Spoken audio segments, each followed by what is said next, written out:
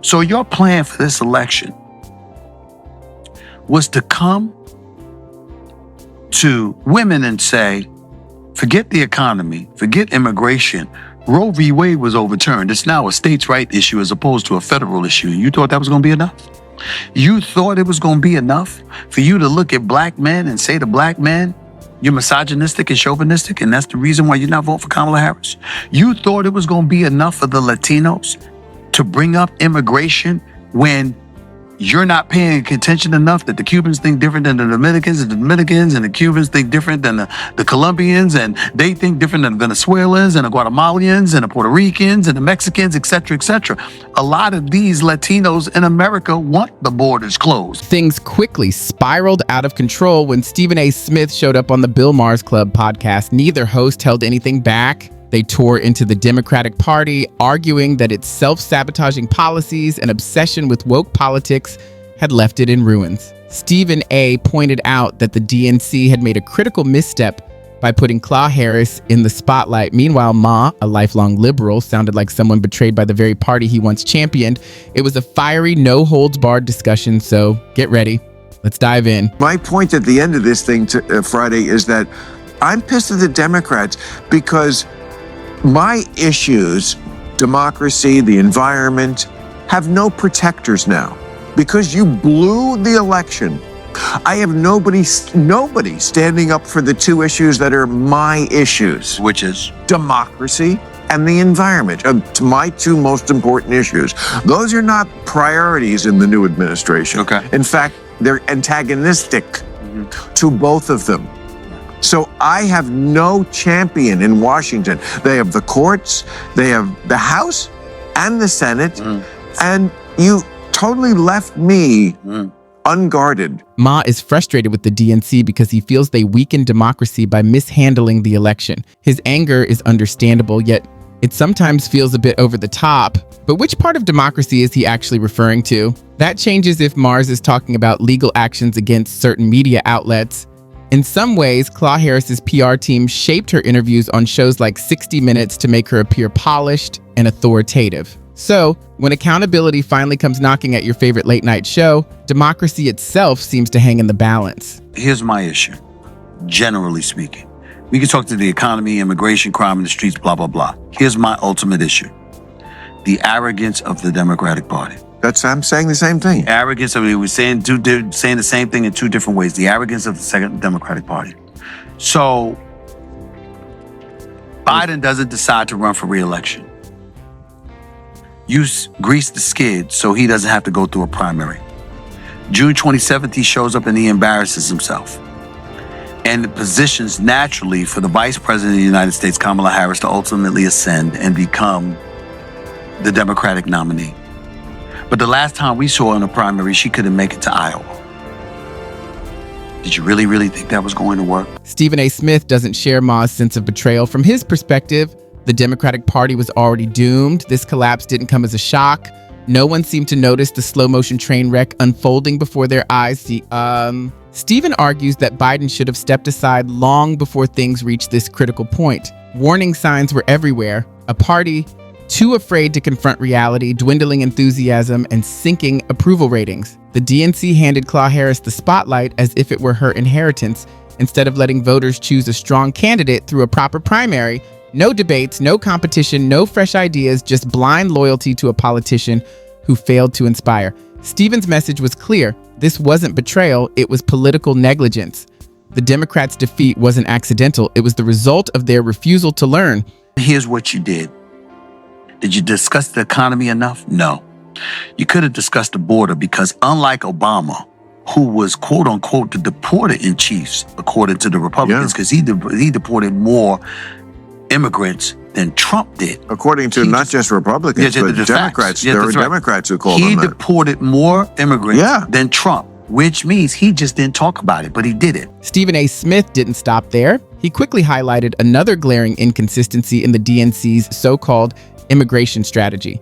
He reminded viewers that deportations hit record highs under the Obama administration, which took decisive action to address the national security risks posed by unchecked illegal immigration. Stephen pointed out how the left later abandoned border enforcement and targeted ICE for political reasons. It wasn't about compassion, it was about votes and appearances. The hypocrisy is astounding, is that? He said. Obama showed responsible leadership, but the current DNC approach, Stephen argued, has little to do with safety or morality. On camera, it's all about projecting power and pretending there's nothing wrong. Biden walks in the office and day one, you sign an executive order that opens the border, and you let more than 12 million immigrants cross the border illegally, and you don't think that's going to be a problem? You knew that the governors DeSantis and in Florida, Abbott in Texas, and others were going to sit up there and attack sanctuary cities by busing these immigrants to your city since you had no problem with it. You were ill prepared to deal with it, okay? All of this stuff was going on. All of this was unfolding in plain sight. Facts mattered more than feelings, no matter what many Democrats claimed. The previous administration's open border approach allowed millions to enter the country illegally. This wasn't compassion, it was chaos disguised as goodwill. By dismantling border security and ignoring immigration laws, they let the situation spiral out of control. Southern border communities were overwhelmed, law enforcement stretched to the breaking point, and the system collapsed under poor leadership. This wasn't an accidental failure, it was a deliberate policy.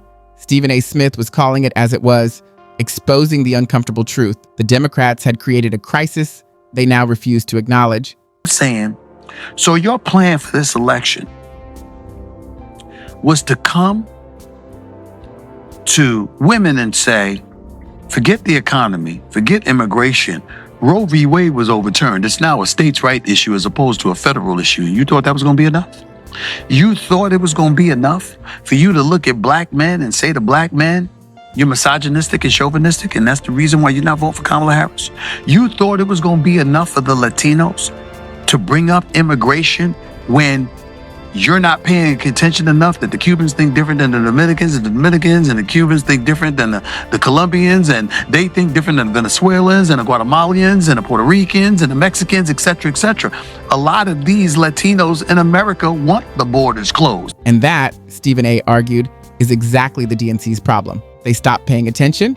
Policies were crafted around what they thought people wanted to hear, rather than listening to the concerns of everyday Americans. Believing moral posturing could replace real solutions, they put ideology above reality.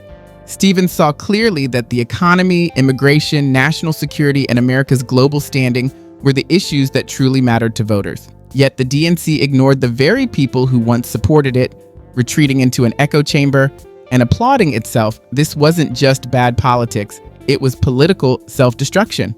Pay attention to that. You're from California. You were a district attorney here. You were a state attorney general here. You were a senator representing here.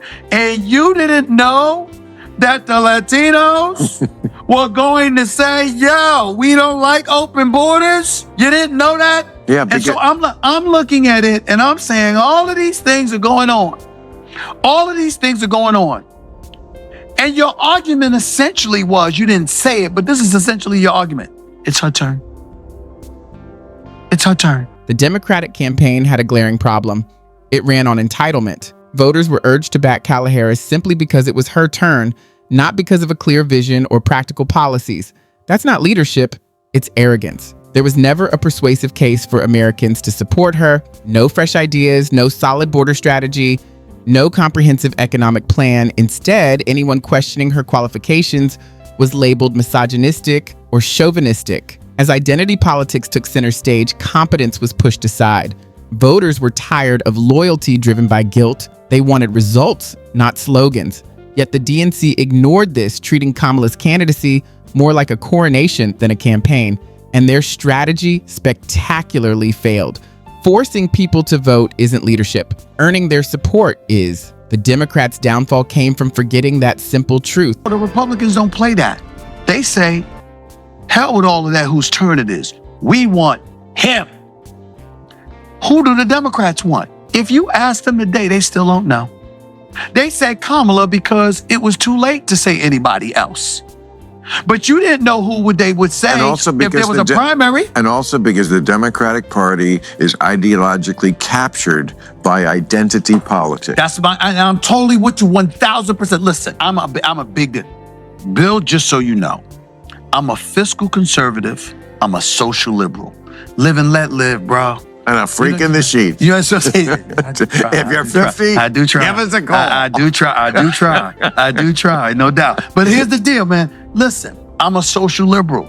And what I mean by that is gay rights, absolutely. Transgender rights and all this stuff. I got no issues with you. I don't want anybody. I'm a black man. I don't want anybody's civil rights violated. I don't want anybody being persecuted in the streets of America. I don't want you being mistreated. I don't want you being denied the same rights that I have. That's fine. But the Democrats took it too far. Stephen and Ma are absolutely right. The DNC went too far, getting tangled in identity politics.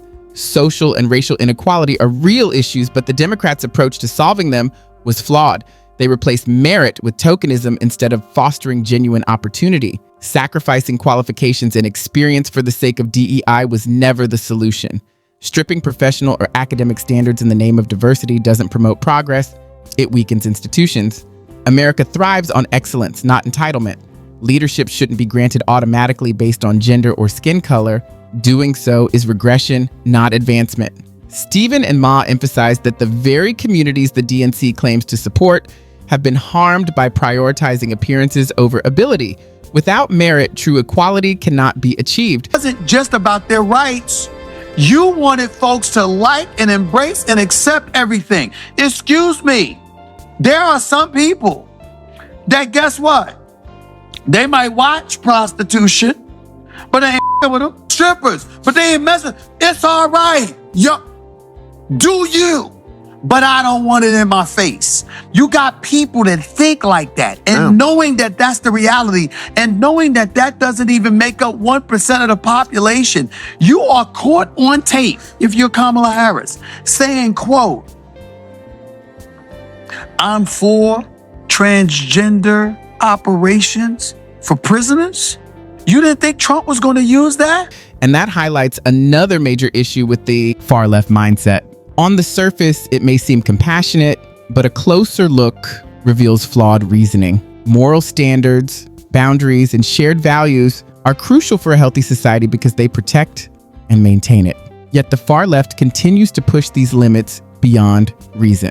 Take, for example, the growing movement to allow children to undergo surgeries that permanently alter their gender. This isn't progress, it's reckless. Children are still developing, and subjecting them to irreversible medical decisions is unacceptable. Confusion isn't empathy. Maher and Stephen made the broader point clearly. Society suffers when ideology replaces common sense. Ignoring or dismissing biological realities undermines the foundation of a thriving nation. Just saying, like, this is why I say, I voted for Kamala Harris, but I can't deny that strictly from a campaign perspective, Bill, he was the better candidate because he played to his constituents. In their defense, they had a meeting and they decided that free for murderers was a good slogan. Okay. And where did that get them? Because in the end, when you're trying to pay your bills, but here's the and you got peace in the streets that you worried about, you're not going for that. Here's the silver lining. You're trying to win. I think the election showed we're much less racially tribal than we thought we were. I mean, Trump is a strange guy to bring together all these different coalitions, but he won Latino men. 13%. They said it was a 13% jump. Oh, okay. Well, whatever it was. And a 5% jump in the black vote, and even more of that amongst black men. Stephen A. Smith and Maher struck a chord because they were rooted in reality. They connected with middle-class Americans, suburban families, and working-class citizens who have long felt ignored by the political establishment. These are not people seeking a perfect world. They simply want a strong economy, safe communities, and secure borders. Yet the DNC seemed to lose touch with these basic priorities, embracing open borders, vague anti-crime policies, unchecked spending, and strategies that ignored common sense. Throughout their discussion, Stephen and Ma emphasized what many Americans already recognize. The Democratic Party has replaced competence with identity, leadership with ideology, and practical solutions with moral posturing. From immigration to economic planning, from border security to public safety, the party chose appearances over results, tokenism over merit, and slogans over outcomes. Their reliance on identity politics and virtue signaling alienated the very communities they claimed to champion. Excellence, experience, and logic were sacrificed at the altar of ideology, leaving voters frustrated and disillusioned, Stephen warned that political carelessness, not betrayal, caused the party's decline. The slow motion collapse was predictable. Declining enthusiasm, low approval ratings, and a refusal to address real concerns created a perfect storm. Ma echoed the sentiment, highlighting the sense of betrayal felt by lifelong supporters who watched as their priorities were ignored in favor of style over substance. Ultimately, the DNC's haughtiness and detachment from reality cost them the trust of the people they profess to serve. If they continue preaching instead of listening, the pattern will repeat, and Americans will continue to turn away. Stephen A. Smith and Maher weren't delivering a controversial opinion. They were reflecting a clear, practical perspective that resonates with the majority. Leadership, merit, and common sense must come before ideology. In light of this, we will conclude today's discussion. For more videos like this, please subscribe and hit the like button. Thank you for watching, and we hope to see you again soon.